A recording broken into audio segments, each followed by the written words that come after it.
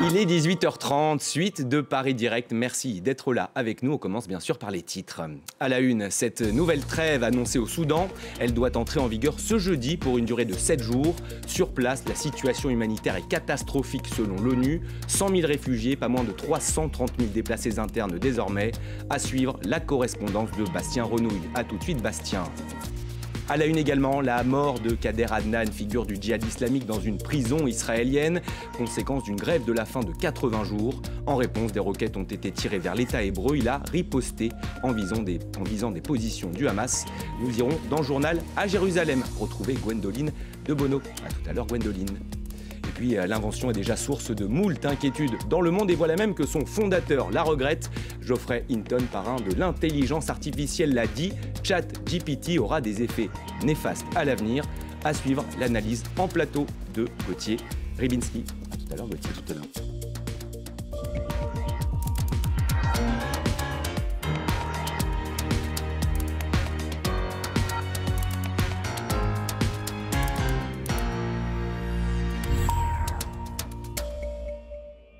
Ce sont des chiffres qui permettent de mieux comprendre la sévère crise humanitaire qui se joue actuellement au Soudan, pays plongé dans une guerre fratricide entre l'armée et les FSR depuis le 15 avril dernier.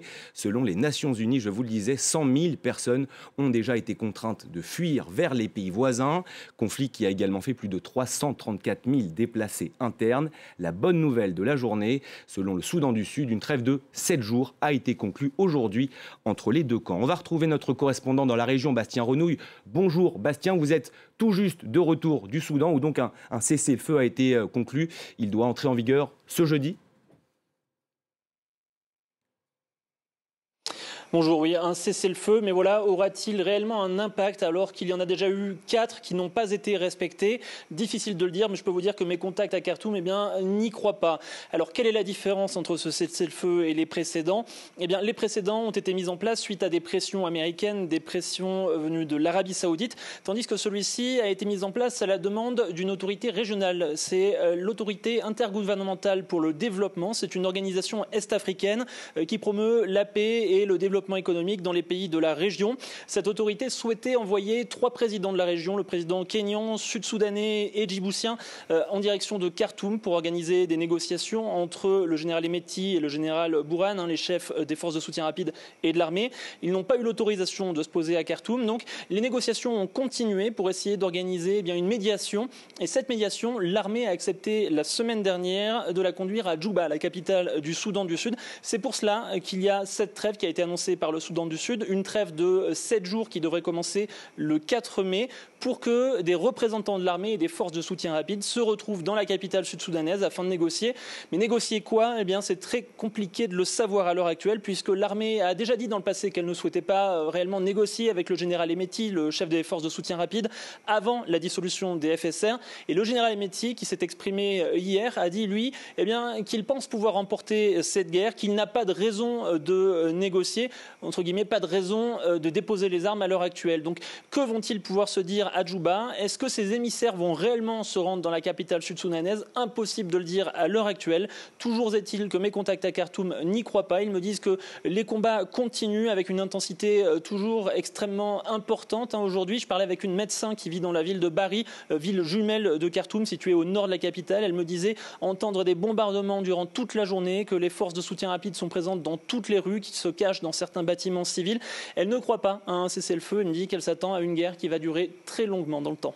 Merci beaucoup Bastien pour tous ces éléments. Les ressortissants étrangers, eux aussi, continuent à fuir. Le Pakistan a réussi à boucler aujourd'hui ses opérations d'évacuation.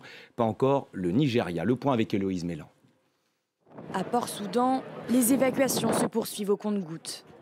C'est le point de départ des navires qui transportent les étrangers, notamment vers l'Arabie Saoudite. Ces ressortissants britanniques et américains patientent sous un soleil de plomb. C'est dur, c'est stressant. Nous sommes fatigués. Je n'ai pas pu dormir pendant 2 jours et je dois tout payer avec mes propres économies. C'est vraiment une situation difficile. Près de 500 personnes ont été évacuées lundi par 2 navires américains et saoudiens, 2 pays qui jouent un rôle majeur dans les évacuations. À bord, des ressortissants d'une quinzaine de nationalités soulagés de fuir les violences qui déchirent le Soudan depuis le 15 avril dernier. Ce mardi, la Russie aussi a annoncé l'évacuation de centaines de ressortissants. Elle a mobilisé plusieurs avions de fret pour permettre de transporter un maximum de personnes. Pékin poursuit également les départs des citoyens chinois en envoyant des avions depuis l'Arabie saoudite. Désormais en sécurité à Jeddah, ce groupe se souvient des difficultés rencontrées pour quitter Khartoum. On a rencontré plusieurs postes de contrôle en traversant la ville. On était inquiets de savoir si on allait être intercepté ou même s'il y aurait des actions dangereuses pour notre personnel. Lorsque les Soudanais sont montés dans le bus, ils nous ont demandé d'où on venait. Nous avons répondu que nous étions chinois et nous leur avons montré notre drapeau national. Finalement, ils n'ont pas dit grand-chose et nous ont fait signe de passer. La Chine apporte aussi un soutien logistique de taille aux pays qui souhaitent évacuer des ressortissants. Ce mardi, elle a aidé plus de 1000 Pakistanais à fuir avec l'aide de Riyad. Dans le reste de l'actualité, il avait déjà fait plusieurs grèves de la faim, mais la dernière lui aura été fatale. Kader Adnan, haut responsable du djihad islamique, mouvement islamiste palestinien pour rappel, est mort dans une prison en Israël. Il avait cessé de s'alimenter il y a 80 jours déjà. En réponse, une salve de roquettes a été tirée depuis la bande de Gaza vers l'État hébreu. Il y a notamment 3 blessés à Sderot. Israël a répliqué en ciblant des positions du Hamas. Chose promise, chose due, on retrouve à Jérusalem notre correspondante Gwendoline de Bono. Bonjour Gwendoline. La situation a provoqué une réunion du gouvernement israélien avec notamment la présence du ministre de la Défense. Oui, absolument.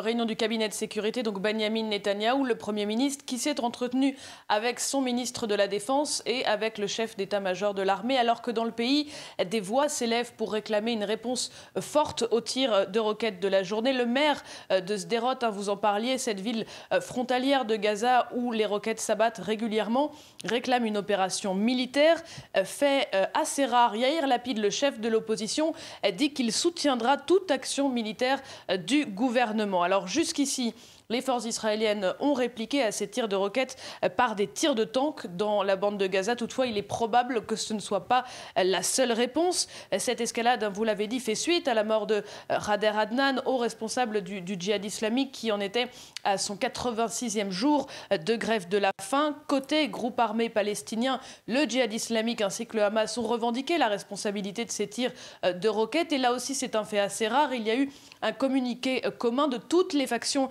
palestiniennes annonçant qu'il s'agissait d'une réponse préliminaire. Toutefois, pour le moment, l'armée israélienne ne demande plus aux habitants qui vivent près de Gaza de rester près des abris, ce qui semble indiquer que pour l'instant, les responsables sécuritaires israéliens estiment qu'il n'y a pas de tir de roquettes imminent. Gwendoline de Bono en direct de Jérusalem pour France 24. Merci beaucoup Gwendoline pour tous ces éléments.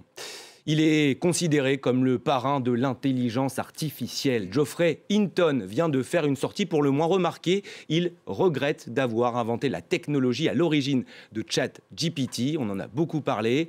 Préoccupant, bien sûr, alors que l'arrivée de l'IA suscite déjà bien des inquiétudes dans le monde. Avant de donner la parole à Gauthier Rybinski, les images, elles vous sont commentées par Alexandre Ondor.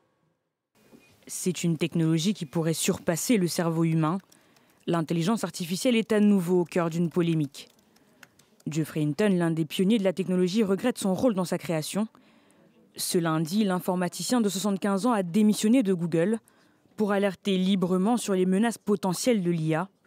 Ses principales craintes, la désinformation, la destruction d'emplois et bien plus encore. Que faisons-nous pour atténuer les risques à long terme, de voir des choses plus intelligentes que nous prendre le contrôle ? Des choses comme GPT-4 éclipsent une personne par la quantité de connaissances générales qu'elle possède. En termes de raisonnement, il n'est pas aussi bon, mais il peut déjà faire des raisonnements simples. Et compte tenu du rythme des progrès, nous nous attendons à ce que les choses s'améliorent assez rapidement. Nous devons donc tous nous en préoccuper. Geoffrey Hinton s'inquiète de la tournure que prend cette technologie controversée, mais ce n'est pas le seul. Après la publication par OpenAI du dernier modèle de son chatbot en mars dernier, plus d'1 millier de figures du secteur technologique, dont le milliardaire Elon Musk et le cofondateur d'Apple Steve Wozniak, ont signé une lettre appelant à un moratoire sur le développement de l'IA. Objectif, stopper les avancées et les projets pour une durée de 6 mois. Face à ces attaques, le directeur scientifique de Google a réagi dans un communiqué. Nous restons attachés à une approche responsable de l'IA. Nous nous renseignons constamment sur les risques potentiels tout en continuant à innover avec audace. Hinton a lui-même déclaré que Google avait jusqu'à présent agi comme un bon gestionnaire de la technologie, mais qu'il était soumis à une pression croissante de la part de la concurrence. Le chercheur a indiqué que les géants de la technologie sont désormais pris au piège dans une course qui ne s'arrêtera qu'avec une réglementation mondiale. Bonjour Gauthier Rybinski. Bonjour Florent. On l'a vu, l'intelligence artificielle suscite bien des inquiétudes dans le monde. Quels sont concrètement les dangers qui sont pointés du doigt aujourd'hui, notamment par Geoffrey Hinton? Alors, Geoffrey Hinton sait de quoi il parle, puisqu'au fond, il a consacré sa vie entière, son activité professionnelle, au développement de cette intelligence artificielle. Il y en a effectivement des dangers de plusieurs ordres qui sont tout à fait inquiétants. C'est au fond arriver à usurper des identités. Vous savez qu'il y a par exemple la capacité par l'intelligence artificielle de travestir, finalement de faire dire à un personnage des choses qu'il n'a pas dites, des comportements qu'il n'a pas eus. C'est aussi la capacité à, par exemple, prendre le contrôle dans l'approvisionnement électrique ou en eau d'une ville. C'est aussi la manière de détourner ou de faire de la propagande tout en la faisant passer comme une parole sensée et officielle. Vous imaginez à l'échelon de la planète ce que ça peut donner. Si ça se passe déjà entre deux individus, on trouvera ça grave, mais on le mettra sur le compte de la plaisanterie, entre guillemets. Mais si ça se passe au niveau d'État, si ça se passe au niveau de gens qui ont la puissance nucléaire, par exemple. Donc là, il y a une vraie crainte. C'est un outil de désinformation potentiel. C'est un outil de désinformation et surtout, ce qui est au travail, à l'œuvre derrière ça, c'est au fond de faire en sorte que plus personne ne puisse savoir ce qui est vrai, de distinguer ce qui est vrai de ce qui est faux.